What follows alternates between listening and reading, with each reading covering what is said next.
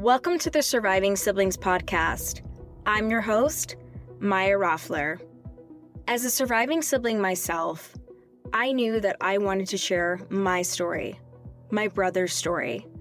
I lost my brother to a homicide in November 2016, and after going through this experience, I knew that I wanted to share my story and his story. And now it's your turn to share your stories. Today I have Stephanie with me. Stephanie, welcome to the show. Thank you very much. Yeah, I'm happy to have you here too. And so today we're going to be talking about the loss of your brother, Quentin, which was many years ago. It's been since 2001, right, Stephanie? Yeah, 2001, August Right. 1st.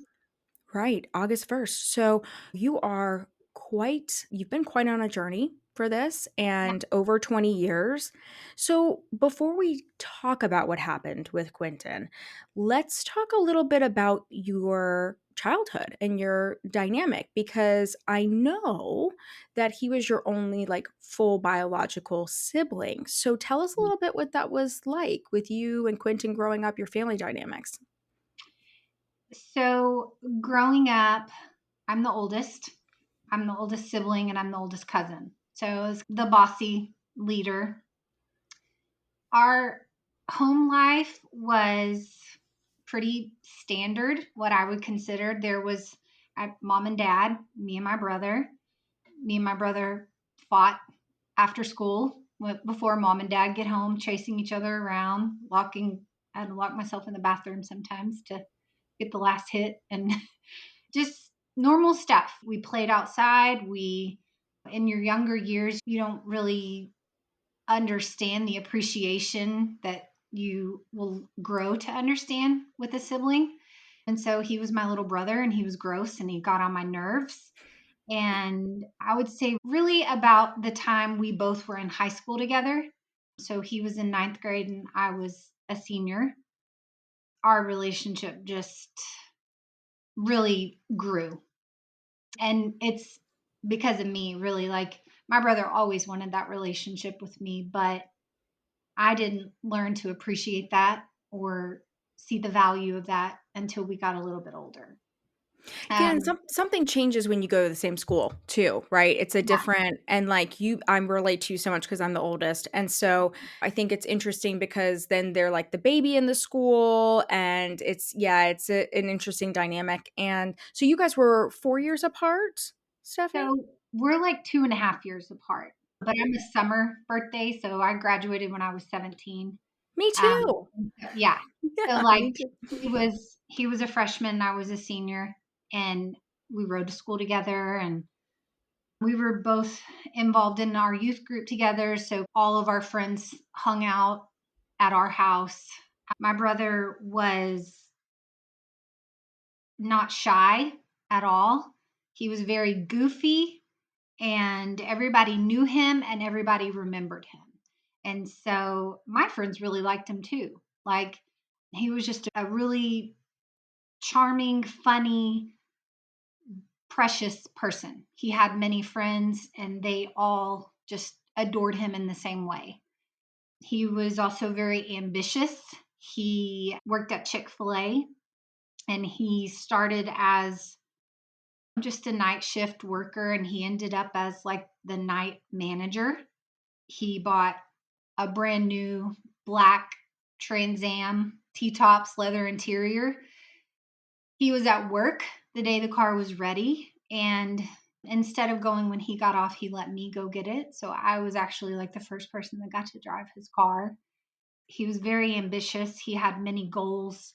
He had a drive that most people would never even begin to have for life. He had a huge heart. Yeah. We were just, we grew extremely close through those years of high Yeah. school. Yeah, and I think that's super special. And yeah, and Chick-fil-A, I'm from Georgia, and so a lot of my peers in high school worked there, and Mhm. it was a good gig. And then by senior year, they were doing work study programs, so they got out early, and Chick-fil-A paid for their college and stuff too. It was pretty cool. So much. And it was a great place when they opened in our hometown. he and a couple of his best friends went to work there. And everything my brother did, he would just like, even at his funeral, his best friend that spoke was like, I know Quentin's in heaven saying, give me a month and I'll be running this place. Because that was his theory with his jobs. Like, give me a month, I'm going to be. And so Yeah. just highly ambitious, like nothing stood in his way. He was not afraid of hard work. And he was not a person who skirted around the truth. He was very open and honest with himself about what he wanted in life and what he needed to do to get there. And he was by far the most incredible person that has ever been in my life. So that's why even 2025, this year will be 24 years. 24 years. Yeah. It's not, it just doesn't go away. Those Yeah. things don't go away.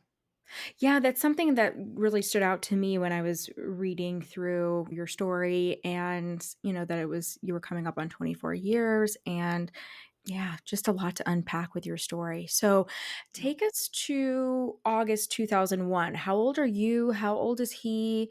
I relate to that too, by the way, because as I mentioned, I graduated high school at 17 too, because I'm a September birthday. So it was like I'm either going Oh, to be yeah. old or young.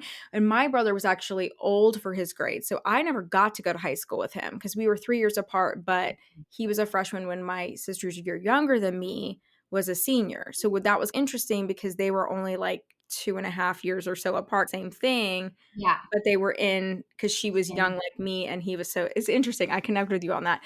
But take us to 2001. What grade were you guys going into? Ages? Tell us a little bit about that point in time. Um, 2001 is the year my brother graduated. So 2001 is the year I turned 21. And I had moved out like in March of that year. And I was in a relationship that my parents did not approve of. And so when I kept sneaking around and doing the things that my parents told me not to do, they made me leave. I moved out and I moved into the apartment with my boyfriend at the time. My parents had quit talking to me. They had pretty much cut me off. This, yeah, this was like in March. Pretty much the only people that were talking to me and my family at that time were my grandparents and my brother. And so my brother helped me out a ton. Like that same year, my bank account had been like $450 overdrawn. And he came and picked me up and he had a purple Crown Royal bag. And it was full of all of his tip money because by this time he was working at Lone Star. There's like a horse racing track. He was working there and at Bennigan's. And he brought me the money and he said, go in there and pay this. And so I did. And when I came back out, I handed him the bag and he was like, keep it for good measure. So my brother had a sit down with my boyfriend at the time and just pretty much said, nobody in the family is cool with this, but I'm going to give you a chance. Just don't break my sister's heart. Be good to my sister, and I'll always be here. And then in May of that year, me and my boyfriend got in a fight, and he was kicking me out. And so my parents had my car. Like they weren't letting me have my car.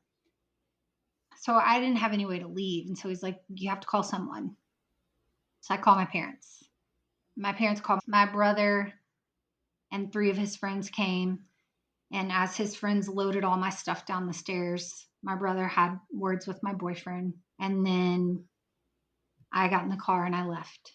By the time that they had even arrived at the apartment, we had already made up. So it was like, now we've got these people involved, but my brother wasn't hearing it. He was done. That was the last straw for him. So all my stuff's loaded, and I get out of the car at the red light and I start walking back to the apartment. And my brother gets out and he's talking to me for a minute. And I'm telling him, like, you told me to fight for the things that I believed in and not to let mom and dad try and control my life. Like, I'm going to go back. And he's like holding my shoulders and he's like angry but crying. And he's like, this is going to ruin your life.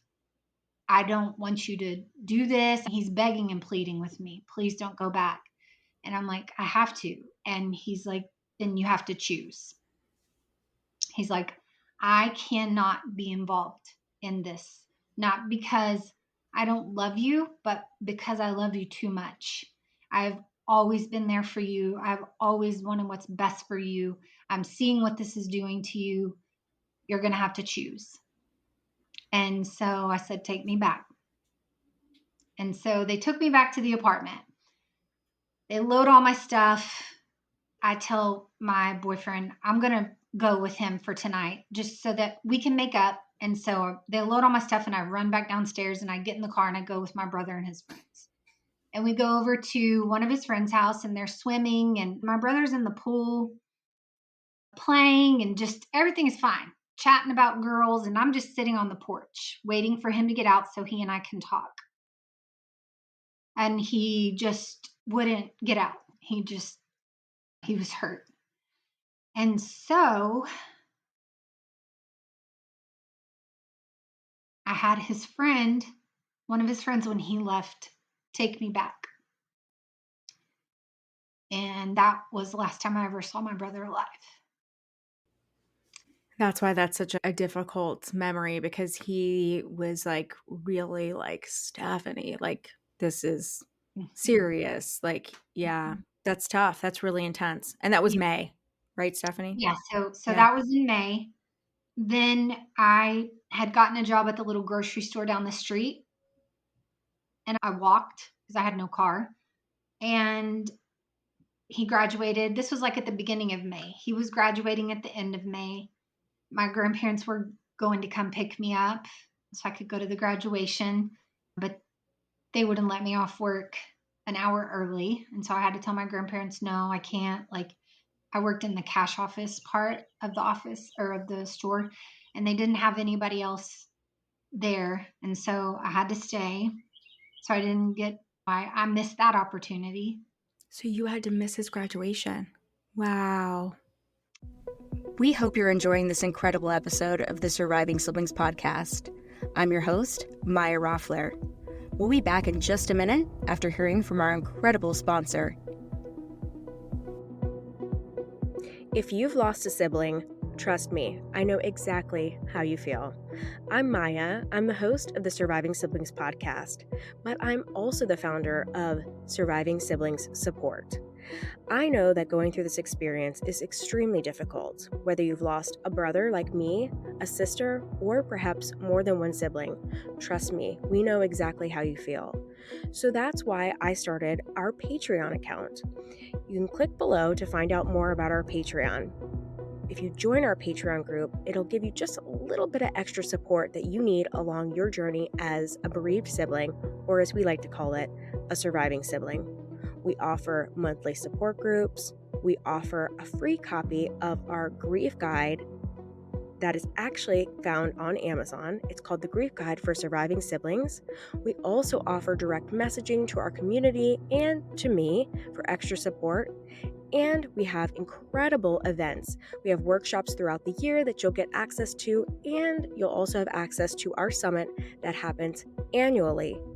And so much more as you'll connect with a community of surviving siblings that understand the journey of losing a sibling. You can click below to join us today and also check out some additional VIP features that we offer.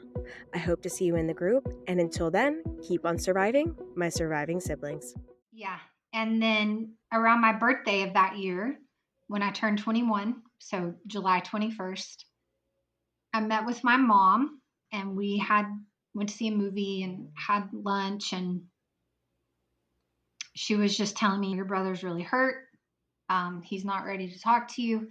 So I'd mailed him a card, and it was like a teddy bear with a button missing off his little blouse, And then you open it up and it was like the button and a needle, and it said, "Can we patch things up?"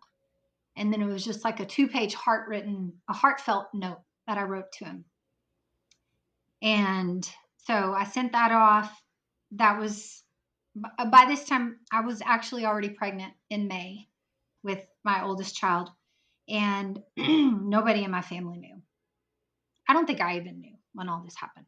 But I definitely knew by my birthday when my mother was asking me, "What are you doing to keep from getting pregnant?" And I'm like, we don't man. we don't do that stuff, Mom. And so I'd seen my mom for my birthday, July 21st. I've seen other siblings talk about just the knowing, like the weird feeling. So July 31st, we had gone to my boyfriend's parents' house to do some laundry. By this time, like I'm like 2 months, almost 3 months pregnant. And I was sitting there probably about 6:30 that night. I just started crying.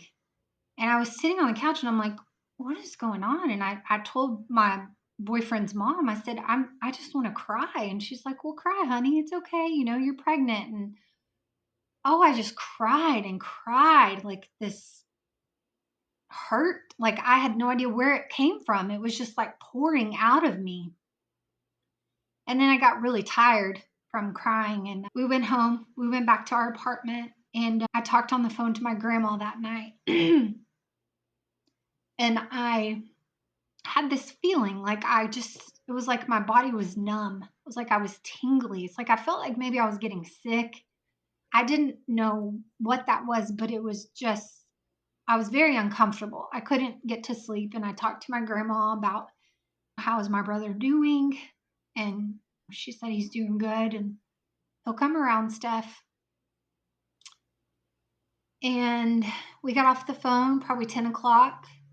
And I laid down and I couldn't sleep. I was just numb and tingly. It was just like this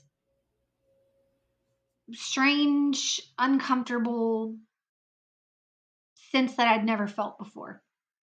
And about 4 o'clock that morning, somebody was knocking on our door. And I didn't get up. I wouldn't get up. And finally, my boyfriend got up and he opened the door, and it was quiet for a minute. And then I heard my mom, and I heard her say, "I'm sorry to come over like this." And he said, "It's okay." And then it was just silence. It was like the deafening silence where you're hearing like this womp. And so I'm getting out of bed, walking to see, knowing like something is not right. My mom would not be here. And I walk around the corner and I see my mother and one of my uncles and my grandfather all standing in the doorway. And I'm like, it's the middle of the night. I'm like, what is it? Like, what's wrong? And that's the moment that just changed everything. She just said, "Steph, your brother was in a car accident last night." And I just looked at her and she said, "He didn't make it." And it's one of those things, unless you've lived it, that instant sheer dagger through your heart, your brain doesn't know how to process something like that in an instant. And so there's a lot of denial. And I wasn't even crying. I was screaming. And I just fell to my knees. Like I couldn't stand. And I'm just screaming. And my mom's telling me, "Steph, you're going to wake up the neighbors. Be quiet. Don't." And I had no control over anything. My boyfriend had to get me dressed. I went into this just shock. This like, you can't even like form thoughts in your head. You're just literally 1 minute before that, your life was normal and there was a chance that things would be okay soon. Yeah. Next minute, knowing it never would be. So, my grandfather, I rode home with my grandfather, and my mom and my uncle and my boyfriend rode together. And I asked my papa, I said, "Do you know where he is?" He said, "Yeah." I said, "Can you take me there?" He said, "No, Steph, I can't." And I said, "Papa, if he can feel me, if he can see me, maybe he's just unconscious." Yeah, Like, so, like, the denial is, like, kicking in for you, totally, yeah, and where was he, Stephanie? he was already at the, I don't know where they take you. He died at the scene of the accident, and Okay, so so he never went into the hospital, it was a instantaneous type yeah, of by the yeah, time the police and everybody got there, he was already gone. And so wow. Did you wherever. find that out at that point when you were talking to your Mhm. Yep, papa, your yeah, grandpa? my Yeah. papa. I knew that he was not at the hospital, but I just wanted him to, all of my life really up until that point, I could find a way to get what I wanted. No didn't really mean no to me. There was no finality like this before. Yeah. And so to me, it was like, if I can touch him or talk to him, if he can feel me, if he can hear me, I really believed that. And I begged him the whole way. And he cried right beside me. I can't imagine how painful that was for him. Yeah. But we get to the house and it's already packed with people. There's people, cars are lined up the whole front of the house. His friends, my cousins, neighbors, coworkers, my friends. And I went inside the house and I went to my parents' bedroom. And I saw my dad sitting at the foot of the bed. He just had his hands rested on his knees like this, and he was just in a stare. And I sat with him for a little bit and cried, went in my room and cried. There were tons of people.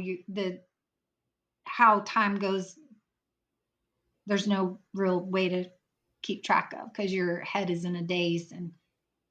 But I do know that probably the next day when I went in his room, I started going through his stuff, like in his little entertainment center, to see if he still had like our things because he hadn't spoke with me. And I found that card that I had sent him, and he had never opened it. Oh my gosh. So he kept it, but it was still sealed. So he never read it. He wasn't ready for some reason, it sounds like. Is that what you felt when you found that?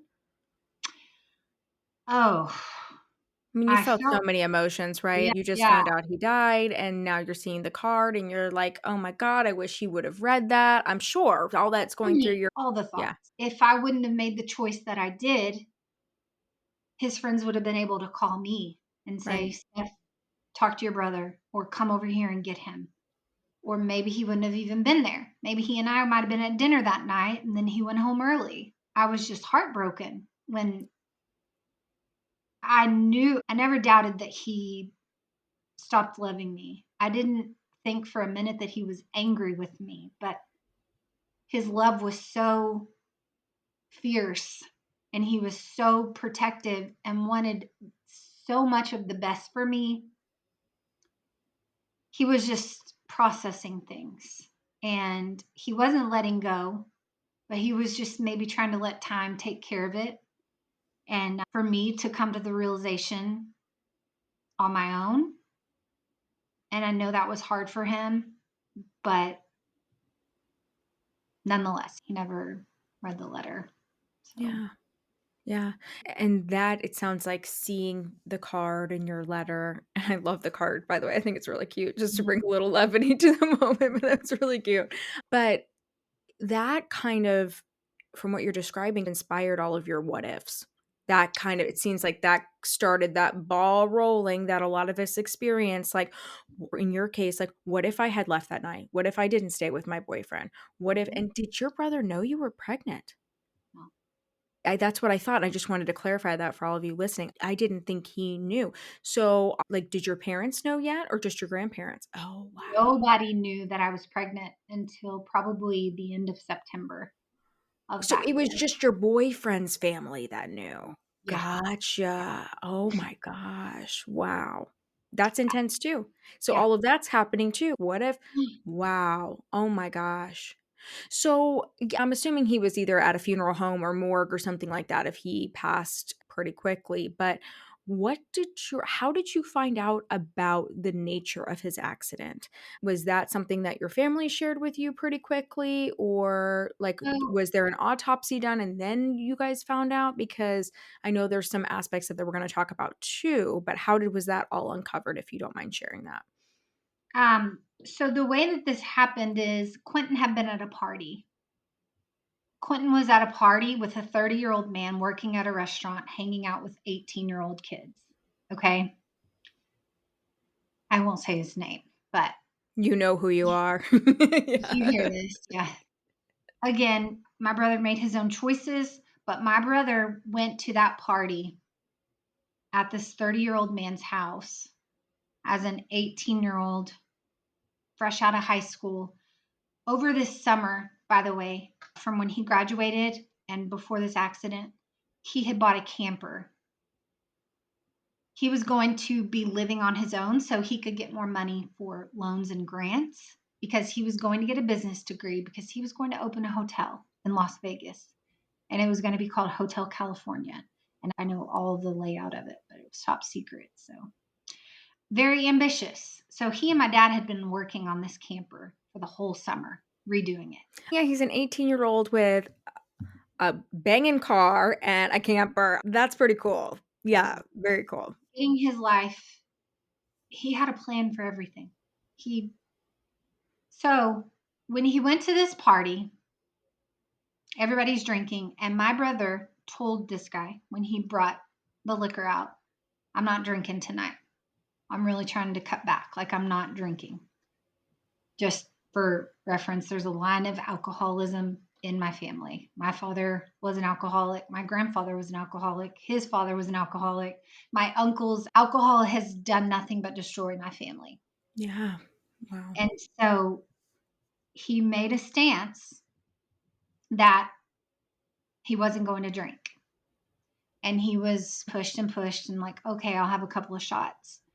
So the way that I found out the story that I'm telling you is because of the person that was in the car with my brother when it happened. And he survived this. He survived. Wow. I just got chills, Stephanie. Wow. So he got drunk.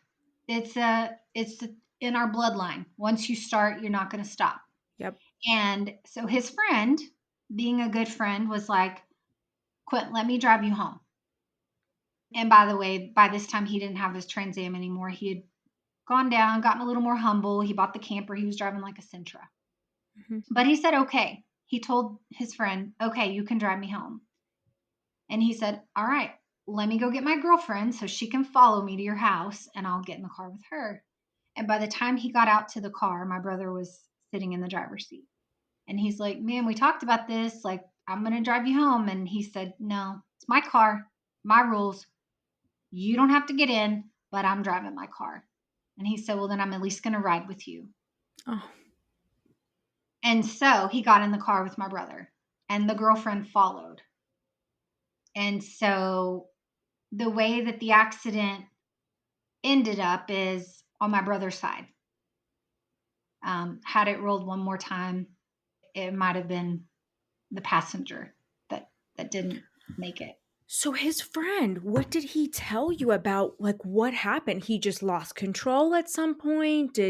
Was there something that triggered this? Because obviously he had been drinking, so anything's game when that happens, unfortunately, as we know. But was there something specific that the friend could recount in this Mm-hmm. for you? Yeah, he had missed the exit ramp. And so he was on a windy side service road. And when he was going entirely too fast, and he didn't have a seatbelt on. And when it was windy. And so when he hit the first little wind going too fast, he overcorrected, and then they spun, and then they went into a ditch and did a few rolls. And so the way that the car ended, the friend went unconscious, but he woke up on top of my brother, and my brother was deceased. Wow. And the girlfriend behind had watched the whole thing. Oh my God, bless her heart. Oh my Yeah. God. Yeah. Extremely traumatic for both of them. Yeah. So there was really nobody else to blame. And honestly, I'm thankful for that. Yeah. Because, well, I blame the 30-year-old. Well, of course, right? There's underage kids at your house drinking. And I think a lot of us have been in those situations before. And like, I look back and I'm like, thank God, like, I'm okay. But it happens and it's important to bring awareness to it. And that's definitely not okay. And I think I really love the way that you're telling your story and sharing with us, Stephanie, because I think you're like, look, like my brother made a choice, like there were opportunities for him not to. But at the same point, to me, 18-year-olds, anything, I don't think we're really fully mature until we're well into our 20s. Okay, let's Especially just be boys. honest. Oh, boys, I think 30, they 30, finally get it, right? yeah, Yeah, and even then, yeah. like there's this, I'm no therapist or psychologist, but I've had my therapist and psychologist friends tell me that women are considered completely fully mature and really who they're going to be at about 32, 33 years old. I'm like, yep, that tracks. That's about, because Yeah. that's how old I was when I got married. That's how, like, I'm like, yep, that makes sense. Like, I can connect with that. Men, it's 43, I think, is what they told me, full maturity. So I'm Right. like, that totally makes sense to me. So yeah, you're spot on, especially guys. Like an 18-year-old guy is like a 15-year-old girl. Like, let's just Yeah. get real, maybe 14. And So, especially when you're drinking, like right? all inhibitions are out the window. Mm, I can't say that I haven't done the same thing, yeah, even many yeah, years after my brother died, yeah, which is horrible. But mhm, when yeah, you're drinking, you are making a choice to throw any kind of smart decision making out the window. For me, anyway, I am not a responsible drinker. And maybe it's because of the trauma. I don't know. Drinking definitely did me no favors. yeah, And I don't miss that part of my life at all. Like, yeah. I will never, even on my worst day, am I tempted to go to a gas station and pick up a box of wine or something. Like, I never want to be that girl again, ever. Well, I want to call this out, Stephanie, since we jumped ahead a little bit for a moment and then we'll go back. But Stephanie, congratulations. You are 9 years sober. Yeah, thank you.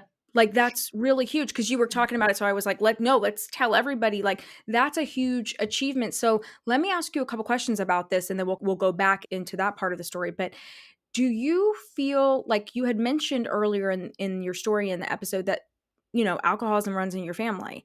And there are certain people in my family too that it has impacted. So I connect with that. My brother really struggled with it. And there's been times where I've struggled with it. So I never have felt like I was an alcoholic, but I definitely feel like I've used alcohol to numb certain things. So I learned by educating myself that there's different types of like alcoholics or people. And I'm in a very different place. Like I can have a glass of wine and it's not a big deal, but it used to be very different. Like when I was grieving or when I was going through trauma earlier in my life, no, one glass of wine was not gonna happen. It was gonna be a bottle or five. Like it was not like not five glasses, five bottles. Like it was a lot, which you can connect to. And so I think it's really amazing. But I'm curious, what do you think inspired this? Because you lost your brother 24 years ago, give or take. It's about to be 24 years, and you've been sober for 9. So were you numbing yourself with alcohol, and then you also have it in your family history, and then to answer that, but then also as a follow-up, what finally inspired you 9 years ago to go, enough is enough? Because I think that's really important to understand both sides of this and your journey, because that's a huge accomplishment. So I would definitely say I can't say for sure that even if this had not happened, that I might not have ever come to a juncture where I found myself in an unhealthy relationship with alcohol because I'm genetically predisposed to that. Sure. But I can definitely tell you that I was never in a healthy mindset to be drinking, especially to the extent that I was. And I wasted a lot of time trying to, it's like, for me, it's like you're searching for like a moment of comfort, a moment of peace, a connection, something to bring a little bit of ease to the trauma that just doesn't go away like that. Like you got to put in the work to have some kind of long lasting resolution. Well said, Stephanie. So, It, what a great message. I agree with you completely. Yeah. and I was going through, so for me, it was like I was pregnant. My brother died. Nobody knew I was pregnant. Then I have a baby.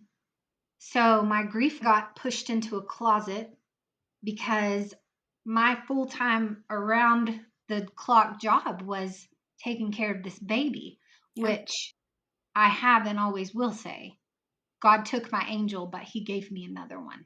I love that. Because let me tell you, that girl, that on Wizard of Oz, when it's all black and white, and then they open the door to color, that is what my daughter did for our family. I knew that's where you were going when you started saying Wizard of Oz, and I'm like, like that was one of my favorite movies growing up. Yes. I was even Dorothy as like a little girl for like Mhm. Halloween.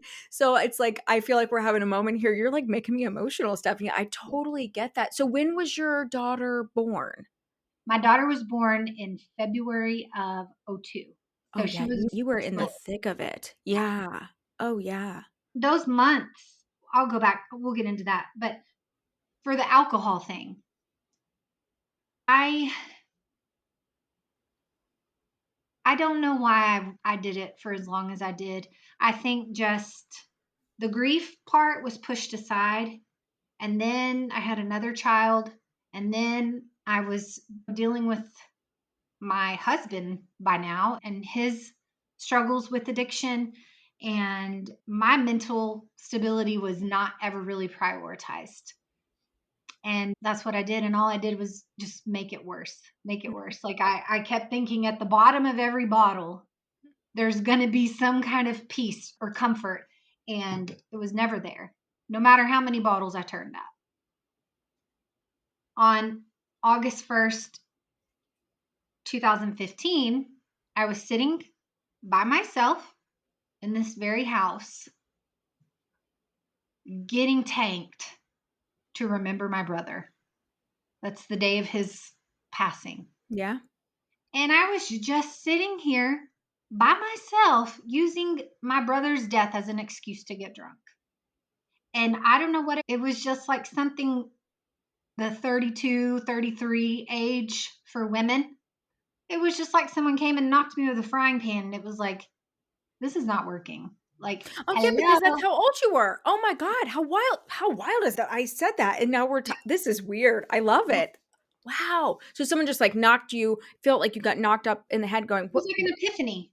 And That's I was great. like, I am done. And my mother always said, you are such a damn hard headed kid. And I never understood why until you told me you quit drinking. And then I knew, because I knew when you said it, you meant it. And I never looked back. I was done. I didn't go to meetings. I wish I knew a secret recipe to tell people that are struggling, because there is lots of hard work following that, because you do start to feel things and you do have to start to look back and acknowledge and take accountability for the ignorance and the pain that you've caused to others. It's not always easy, but it's worth it for sure. Well, clearly, you're Yeah. coming up on 10 years. It'll be Yeah. 10 years in August. And what a beautiful thing as well that you're basically your sobriety anniversary is your brother's anniversary. Like that's so cool. Like I Yeah. love that for you. That's wow, what a big part of your grief journey. And I like the advice that you give to Stephanie, because I think everybody thinks like giving up alcohol has to mean you have to work a program or you have to go to AA. And like that works for some people, but you don't have to do that. When there's been a lot more people coming out now saying, no, I just don't drink. I don't really work a program. I don't do that. I think Drew Barrymore said something like that recently too. And so it's like you're reminding me of her a little bit right now. She just didn't feel like it was serving her anymore. And that's where you were too. And I think it's cool what your mom said, because I'm very stubborn too. I've always been that person. But when I Mhm. decide I'm going to do something, I'm not going to say I'm going to do something and not do it. So there's pros and cons to every personality characteristic that we have. And that's a huge pro for us stubborn folk. Like, because when we say we're going to do something, come hell or high water, we're going to make it Yeah. happen. Yeah. Yeah. Even if we have to eat crow Yeah. afterwards, it's just how it is. Like I could be very wrong and I could know I'm wrong, but Yeah. I'll have to work on that later. Like, I love that. I wanted to highlight that while we were on that topic. But so Stephanie, take us back in. So you're pregnant. Family doesn't find out till September. So here you are like mourning for a month, 2 months, and then they find out you're pregnant. And tell us what that experience was like. Like how were you started to touch on this a little bit, that it makes total sense. Your priority was going to work, growing a baby, and having at the time your boyfriend. And where was your grief? Like, that's the tough part, kind of pushed to the side, which is very common for a lot of people. And we've had a lot of people reach out and ask about women who either conceived very shortly after or had a baby right after. So I think this is really important that you're sharing this, because this is very common to lose a sibling and then be having a child or have a child. So this is great that you're talking about this, but what a difficult experience. yeah, I remember after the funeral, after everything was done, and I stayed at my parents' house for a while. When this happened, my were I have four cousins that I grew up particularly close to. We are related on both sides of the family. There's no incest or anything. It's just like two sisters that married two brothers, Becky and Darlene on Roseanne. That's Yeah. how they Yeah. married David and Mark. Good example. Yeah. Okay. Yeah. Okay, so these four kids, they weren't my siblings, but our moms were always together. We were always together. We did Christmas together. But during this time, their parents had actually taken them to Tennessee. They had left with the kids.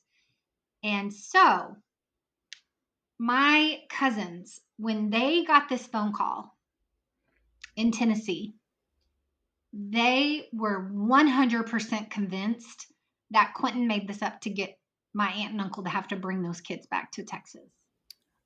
They didn't believe it. They thought this is what he's doing to get us back, because none of us wanted him to leave. Like the situation was not good for them to be taken.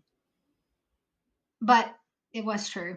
And shortly after that, my parents were involved with taking care of those kids. And but my cousin, that is pretty much like my sister, I remember being at the house afterwards and just spending a lot of time just laying in the bed with her. She ended up having my room, and it was just a very comforting place for me to be with her in my room. She's like 7 years younger than me, but she's the kid I carried around until her feet were dragging on the ground. Like, and so it was very hard for me to leave my parents' house. And after about 2 weeks, my dad told me, Steph, like, you have to go. The longer you wait, the harder it's going to be. The world is not going to stop. You have to go. You have to learn. And the thought of leaving that house just terrified me. Like, Because you were in a grief bubble. So this has been described to me on with some other folks along their grief journey, and it totally makes sense to me, because when we're surrounded by our family and we feel safe, because not all of us experience that, but if we do have a situation like yours where like that's why, because we're in that grief bubble and it's safe and it feels like we're all stopping with the world when that's yeah, happening. But if, like they were you telling need you to like leave. you need to go and you're like, I'm going to pop this bubble. That's what's going to happen. It's interesting. That's what you're describing so well. Yeah. So I did. I finally left, and we lived about 45 minutes from where my parents' house was. And even just on the way there, I lost it. And I was like, I'm not ready. I can't do this. We'll go to the apartment. I'm taking a shower and I'm getting more clothes. I have to go back. Like, it was like I thought if I stayed in that house forever, it was hard for me to comprehend how there were so many people driving down the street and the people on the radio talking. Is like, how are they just going on? How is life going on? And I am without my brother. I needed to stop for a little bit. And of course, that doesn't happen. But I went back and I stayed for probably another week. And I'll tell you, up until this point in my life, I didn't know what anxiety was. I didn't know what insecurity was. I had never felt these feelings. And so it was like a pain and a hurt, but also this racing heart and this paranoid and this fear of everything. I started making every situation into how the next person that I loved was going to die. And I would write and write to my brother. Some days I cried to him, some days I cussed him out. I just have journals of stuff. And my boyfriend at the time, he obviously does not know how to deal with this, but he didn't think I should keep those. He didn't think that was healthy. And so when he found those, he would tear them out and throw them away. And so now the ones I have at the very top, it says, do not throw away. But like, he would have people over at the apartment and I would lay in the bed. And every time I would hear them laugh, it would make me cry. I didn't understand how somebody was on the other side of that wall laughing, and the pain was so tangible all over me. And I would just laid there alone. And there was nothing anybody could do about it. Nothing. Like, I'd go to the grocery store and like see kids running down the aisle and just have to leave my buggy in mid shop because I'm having an anxiety attack. And I don't understand, like, that's Steph and Quint right there running around, driving my mama crazy at the grocery store. Yep. And, and then it's like, nope, it's not. He's not here. He's dead. And pull up at a red light next to someone and see this profile. And it's just like, that's my brother. No, it's not. Like, have a dream where he's there. No, he's not. And I think I ran from that acceptance, honestly, until well after I was sober. So it was many years. But the initial months of that, I was terrified. I was terrified that my daughter was going to come out and do nothing but cry her whole life. Like, have fibromyalgia and pain and body aches and like mental disorders because all I did was cry. Right. Because you were grieving. Yeah. Yeah. So, but she didn't come out that way at all. No, she And was your color in yeah. Wizard of Oz. That's amazing. Yeah. I think that's beautiful. And what I love that you shared too, Stephanie, is that it took you many years to feel like you've grieved this and into your sobriety. And what I really love about you sharing that is what I hear so much on good old TikTok, which is how we met, right? And on our support group and events and stuff that we do, is a lot of people will say, I don't think I've grieved fully yet, or I don't feel like I'm done grieving and it's been this amount of time. And I'm like, everyone's timeline is their own and it's your own journey. And so I think it's really great that you're sharing. And what I find with folks that come on where it's been a couple decades, right, is that we're still here 24 years later talking about Quentin. We're still here. And so I think there's a message in this that, like, one, your timeline is your timeline. Just like you said, like, look, I grieved for many years and this was my process, and we're still going to grieve. But I think that's a message, and I think it's also just important for people to know that, like, some people, it may take them a year. I haven't heard of that, I'll be honest.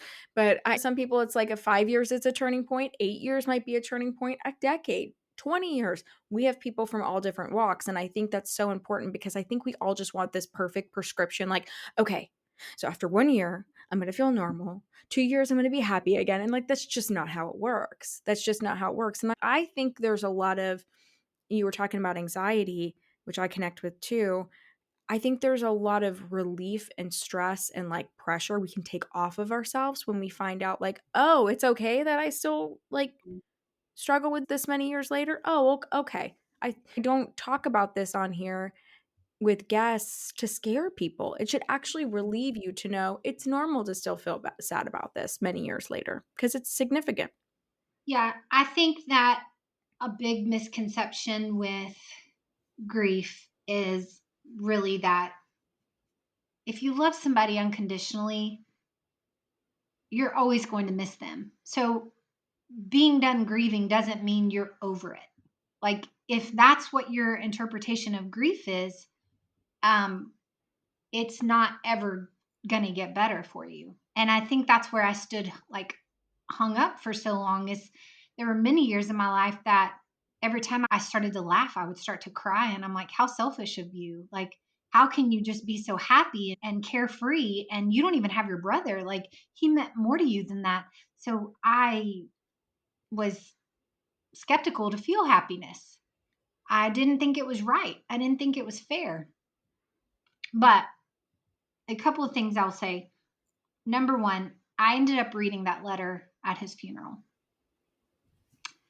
I love I that. I opened it and all of his friends stood around me and I read the letter and I'll tell you it was almost like it was intended to be read at his funeral. The words and the things that I said, though I meant them in not speaking to him for those months, to read it at a funeral, it was like that's what those words were truly meant for. And I read the letter and I buried him. I buried the letter with him. I And love that, Stephanie. I think that's beautiful. I don't know how I found the strength to do it, but I did. And I'm And I glad. bet you're so glad you did Yeah. that. Yeah. Yeah. And also, one of my very dear friends, almost a year before my brother died, lost her brother. He drowned in a lake.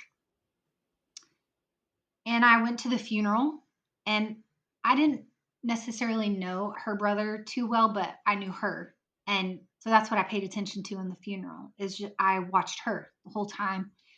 And I just remember looking at her thinking, oh my gosh, like, how is she going to do this? Like, I looked at the pain and the eyes just full of tears and the sorrow in her shoulders. And I went home that day and I was just so messed up thinking about that. Like, how is she going to live her life without her brother?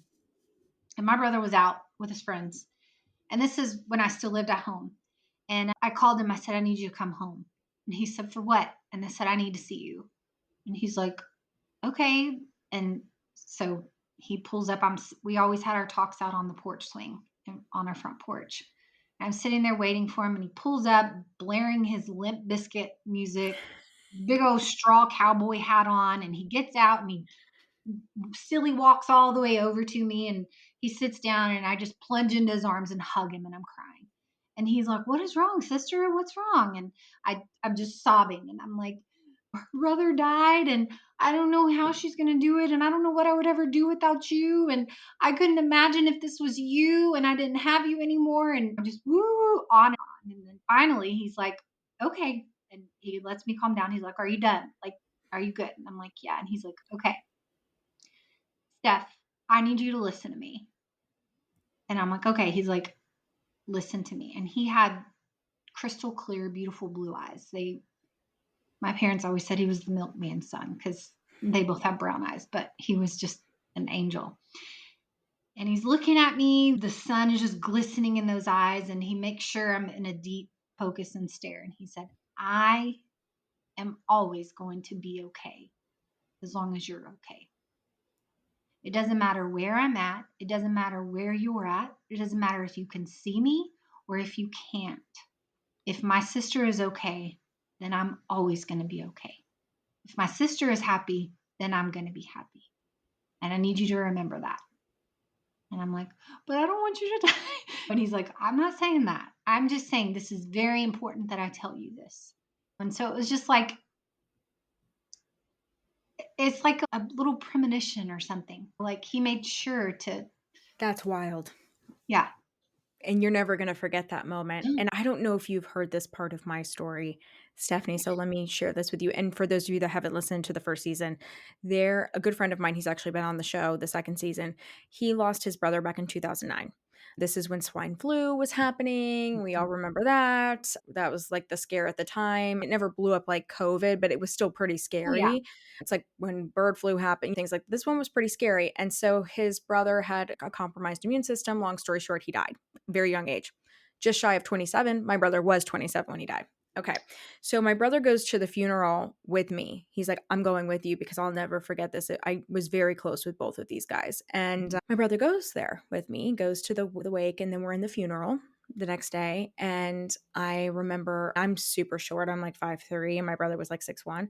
So I'm like even in my heels, I'm like on my tippy toes, and I'm like, I'm crying. And he's like, what's wrong? And I like turn to him and I'm like, I don't think I could ever survive if this ever happened to you. And like, we're having this little conversation, and he like, I'll never forget him leaning down to me because he's so tall. He goes, don't worry, Maya. He's like, don't worry about that. He's like, I'm always going to be here for you. This will never happen. 7 years later, Yeah. it happened. And it was like, I will never forget that moment, just like you'll No, never forget being on the porch with your brother. It was no. eerie. It was Yeah. eerie. It was almost like foreshadowing. He died Yeah. at almost the same age as his brother. So bizarro, Stephanie. So I just had to share that with you because Yeah. I really, oh, I get chills when I think about it. I'm sure you do too with that. It's just like those premonition moments. And And you had it the night before too, which is it's yeah, wild. Yeah. yeah, that feeling was just weird.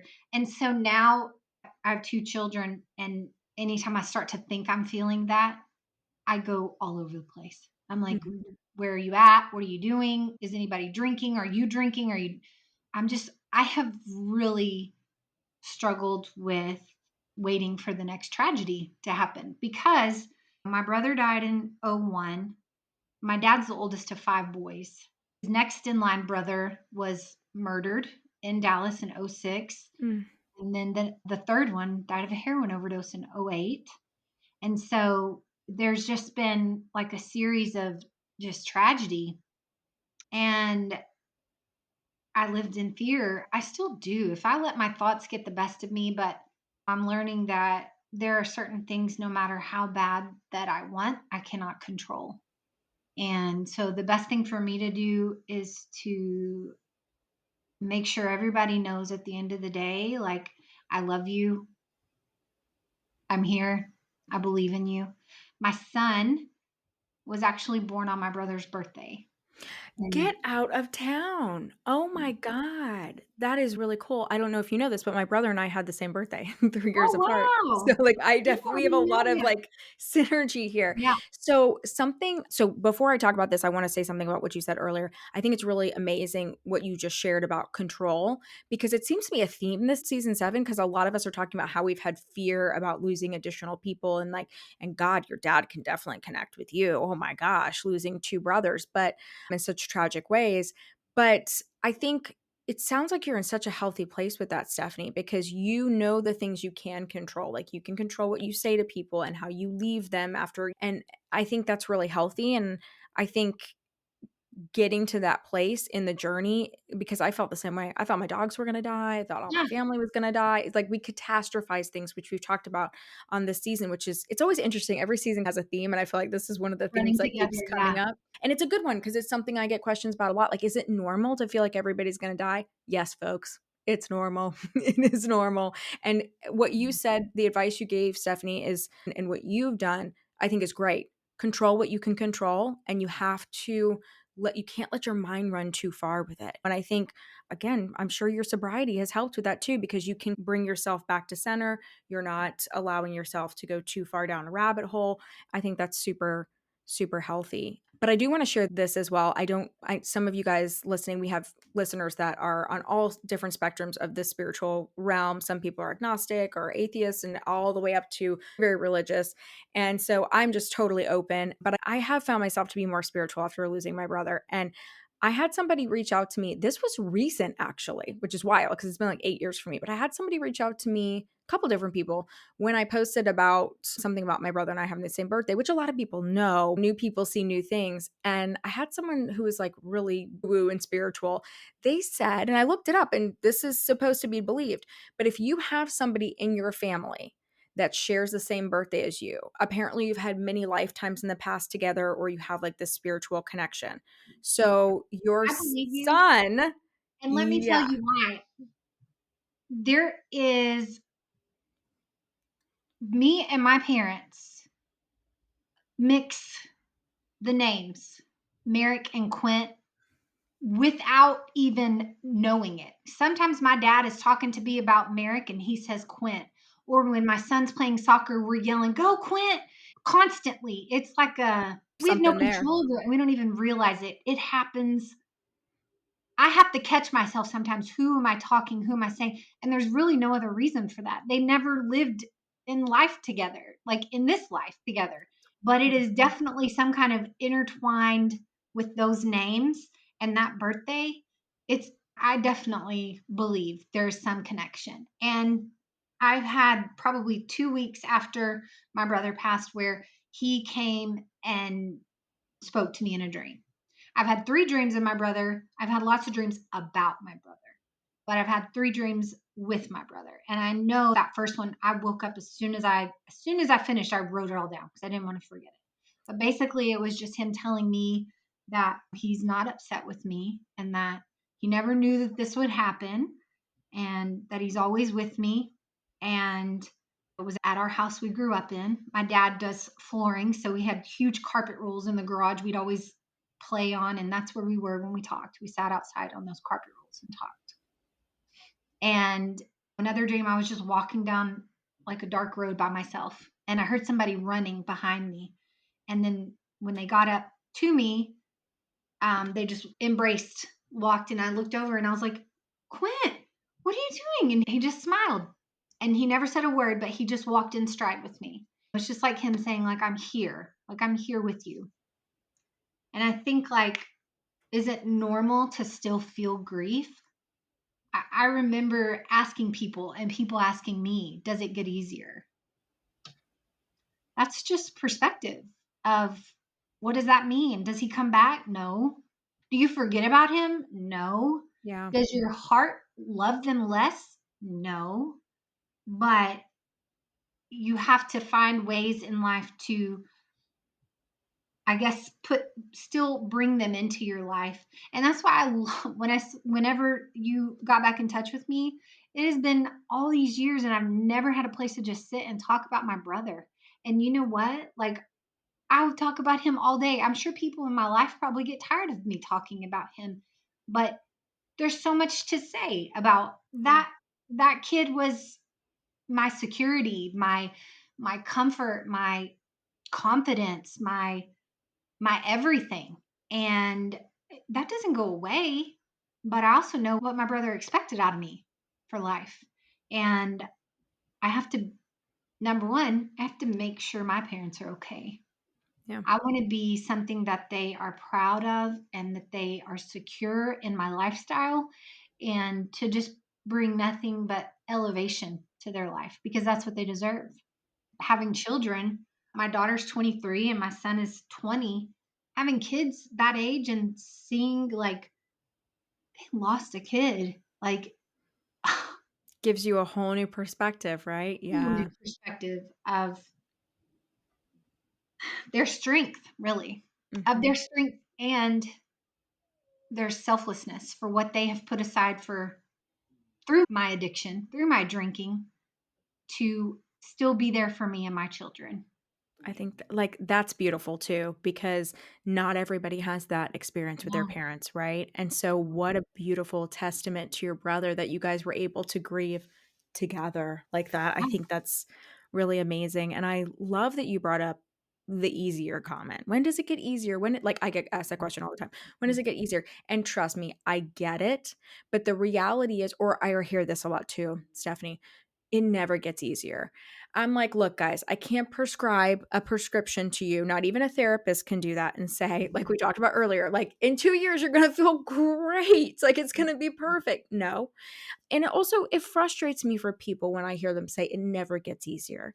It's Yeah. not that the pain goes away, guys, right? Like you heard it here from Stephanie and I. It's not that the pain goes away. It's not that one day a shift happens and you're like, life's easy. Look, life is hard anyway. Okay. Life is not easy anyway. So, but the reality is, we can grow, we can evolve, we can move forward by honoring our siblings in these really beautiful ways. And I don't always like to say, like, and you get stronger, like, just get stronger. But you do, you get stronger and You do or you don't. And yeah, yeah. It's that's your like, choice. It's yeah, it is your choice. Absolutely. And I think the reason the stronger comment can upset people sometimes is because they're like, well, so I'm just supposed to get strong. No, it's a natural thing that happens, but it's also okay to be weak sometimes. It's okay to cry on their anniversary or their right. birthday. That's what we're saying. It's okay to have that balanced response as time moves forward. And it will be a part of your journey, like you Yeah, I said. think when you love somebody to the depths of the way we love our siblings, when you've grown up, that song by the Nixons, Sister, I See You, that is when I sing those lyrics, I do cry because half of me breathes in you. Like we are cut from the same cloth. Like we we fought, we kicked each other's asses, and we Yeah. slept together when we were scared, and Yeah. we kept all the secrets from mom and dad, and Mhm. there's not really much of a connection that's more beautiful than siblings. I love to watch it in my children, and I remind them anytime it crosses my mind of what a blessing it is that you have one another. And I hope that this is always who you know is your ride or die, Yeah. because nothing will take that away. And I'm very beyond blessed that I have ultimately a sister who has taken care of me in the Yeah. moments that I'm telling you, flowers on the hard days, sitting on the couch with me when I say I don't want to be with anybody. Like, we don't have to talk. I just don't want you to be alone. The loyalty that she has, I she's taken very good care of me, and I'm truly blessed. I think we get those gifts in Yeah. grief, right? And I feel like she's your gift. Your cousin came in as a sister Mhm. to you, and I think that's Yeah. a really cool gift. And Stephanie, where are you comfortable people reaching out to you? Because I think there's so many aspects of your story where people are going to connect with this. So many aspects, right? Losing an only sibling, losing a brother, unfortunately, to a really tragic car accident. So many aspects of your story. Where are you comfortable on social media, email? Tell us so we'll put it in the show notes for you. um yeah, I'm comfortable through Instagram. The information or email would be What good. what is your Instagram handle? And we'll put your email and Instagram in the show notes. You want me to put it in the chat or just tell you? It's a podcast, so tell us. Yeah, yeah. Okay, so it's just all spelled out together, Stephanie Michelle Murphy. Okay, perfect. All right, so we'll put that in the show notes too, so you guys can connect with Stephanie.